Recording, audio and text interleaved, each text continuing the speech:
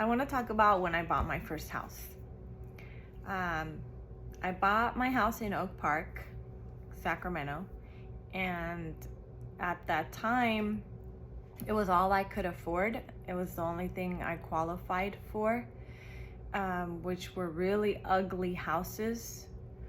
Um, I told the realtor, I said, it's okay. It could just be any hole in the wall. I don't care.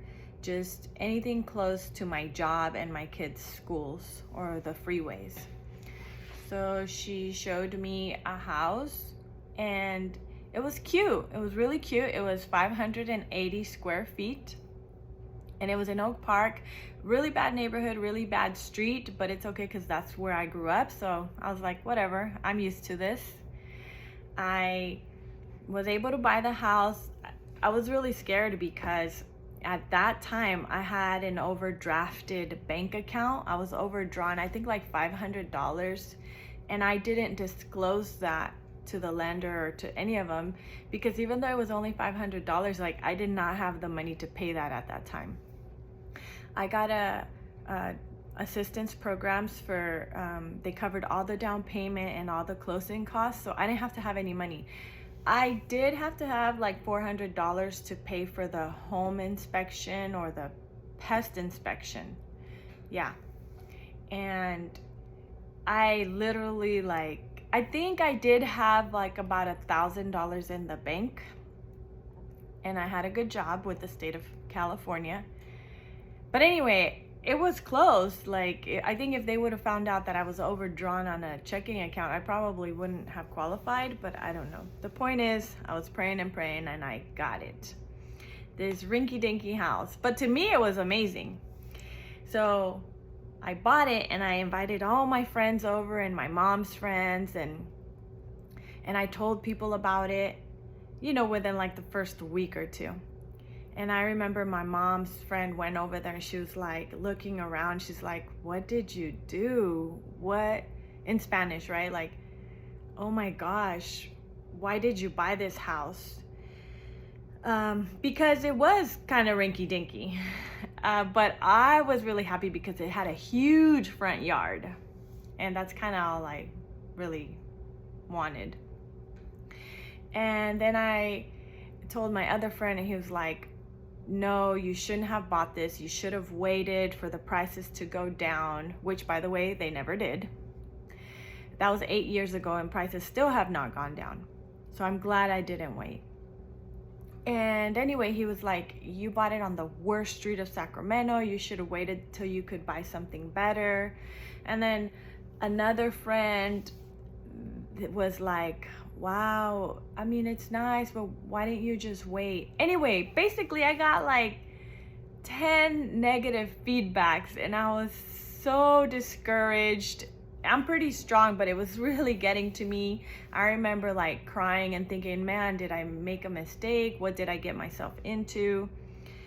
I was kind of having like an anxiety attack too, because I was wondering like, what if something breaks? I mean, I thought of that beforehand, but I really wanted it.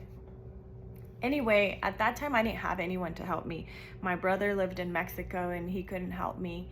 And I didn't have anyone else. I was a single mom and I couldn't really rely on my kid's parent. And so I was alone. It was scary. And I remember just praying like, God, send me somebody who can help me, like a handyman or something like that. And I got an amazing handyman referred to me that he's still working for me now, and he helped me. And so I think, man, even though I was so scared, God was with me the whole time. Also, I had a friend at work. He's like, oh, you should reach out to Habitat for Humanity. And I didn't know what that was, but I did. And they also helped me. I love Habitat for Humanity. They're a great organization. So anyway, basically, I was really scared buying this home. When I first moved there, it was a bunch of abandoned houses, empty lots on that street. The streets were ugly. But I remember meditating and praying and visualizing that my street was gonna be beautiful and the houses were gonna be pretty. And guess what? It really happened. So within 2 to 3 years of me living there, everyone started remodeling their houses. All the empty lots, people built houses on them. No abandoned houses anymore.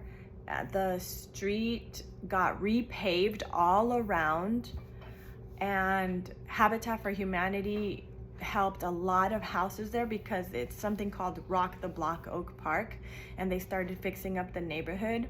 So my property actually more than doubled in value.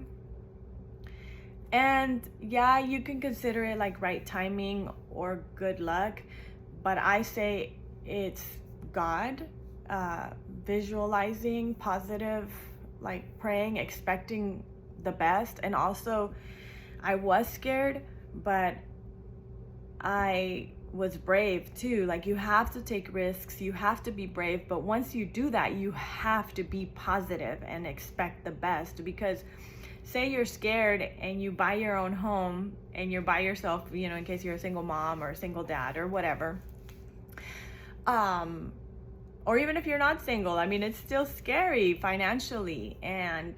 But so you have to remain positive and have a positive outlook so that everything ends up working out for you. And you have to expect the best and expect great things to happen. And I promise you they will, because I've been operating in this mindset for years now. And so now I have 3 properties because I took risks, and I'll talk about the risks I took in other videos, but I was able to turn my master bedroom into a studio and rent that out. I separated it from the house so that whoever I rented it to, they don't have access to the house. But anyway, I took risks there. I also ended up being able to build an ADU on that property, and because of all those risks, I was able to help my son buy his first home, which over there we also took a risk and built a studio in the garage. And then from that we took another risk, and so now I own a triplex. And I mean, every time I took these risks, I prayed to God and I stayed positive and I expected the best and I looked for resources everywhere. So I'm very resourceful, and everyone needs to be resourceful if you want to thrive and you want to get ahead for your family and for your kids. The better you're off, the more you can help your family and your loved ones. So back to buying my first home. It was so scary. And it was a little house, like I said, 580 square feet.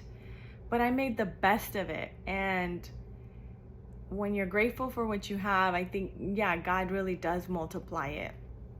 And I'm not finished yet. I still have a lot more to do, but I'm glad I bought that little rinky-dinky house, because slowly I improved it, I remodeled it like one room at a time. I took care of it, I nurtured it, and I call it my little cash cow.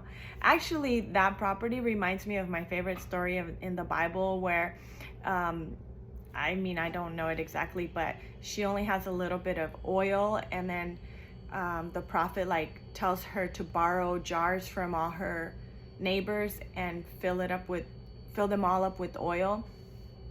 I feel like that's that house. Like, I bought it, it was the only thing I could barely afford it. It was ugly, but then it has multiplied into so much. So now that house has a studio and an ADU on it, and it looks beautiful and cozy, and my tenants that live there, they're very happy. And from that, I was able to continue growing and growing. And I'm glad I didn't let those people discourage me. And I know they maybe meant well, but oh man, they hurt my feelings. And I still remember it now, because I started like for a few weeks not being able to sleep because I was so scared that something would break down and how was I gonna handle it. But then my faith kept me strong, because then God sent me people, sent me Habitat for Humanity. He sent me the handyman to help me so much. He still helps me so much. And he sent me resources. And I'm glad I bought that rinky dinky house. I love it so much. I'm never gonna sell it. I'm gonna keep it forever. And it has helped me grow so much. And hopefully you guys maybe look into my book, and it tells the stories a little bit more in depth, which I'm still working on that book. It's a work in progress. But yeah, I think that's all I wanted to say about buying my first home. Well, actually, I'll add a little bit more. In order to buy my first home, I saved a lot of money. I mean, not a lot of money. I meant I didn't spend so I could pay credit cards off. I didn't buy like little $1 chips, candy bars. I didn't buy coffees. I sold everything I had in my house. Everything that I could try to sell, I sold it just to pay off credit cards and to build a little bit of a fund, because you do need to pay for the home inspection, and they want you to have a little bit of money in the bank. But I sold plants, I sold tools, I sold clothing. I just got rid of everything because I really wanted to buy a home. And I think that's all I want to say. So thank you. Bye.